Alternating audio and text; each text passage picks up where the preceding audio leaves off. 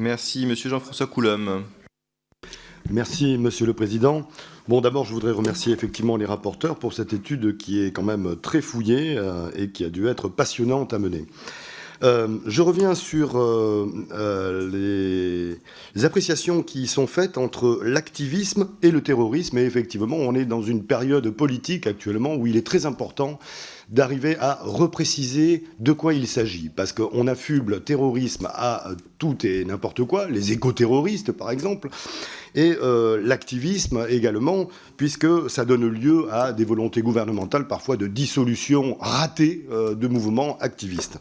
Eh bien, vous rappelez fort pertinemment dans votre rapport que l'activisme est plutôt une notion de gauche, d'ultra-gauche, même dans certains des articles de votre rapport, et qu'il se concentre sur la violence contre les biens, tandis que le terrorisme, plutôt de droite, d'extrême droite, d'ultra-droite, lui, s'attaque aux personnes et met en danger la vie des êtres humains.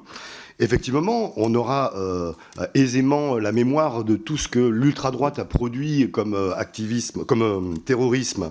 La cagoule, l'OAS, qui avait tenté des attentats, y compris contre le général de Gaulle, les identitaires de tout poil, les nazis, néo-nazis qui peuplent aujourd'hui des grandes villes, éventuellement, effectivement, qui peuvent être dirigés par des mairies de gauche, mais ça ne les empêche pas d'être très actifs à Lyon, par exemple, tous ces activistes, tous ces terroristes nazis.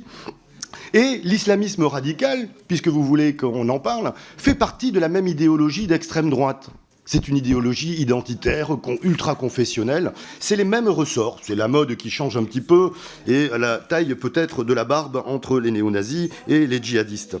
Donc ma question, messieurs les rapporteurs, c'est qu'est-ce que vous préconisez comme mesure de dissolution contre ceux qui portent atteinte à la vie humaine ? L'article L212-1 du Code de sécurité intérieure réformé par la loi sur les principes républicains que la France insoumise n'avait en son temps pas voté, notamment, peut-être. Monsieur Terlier.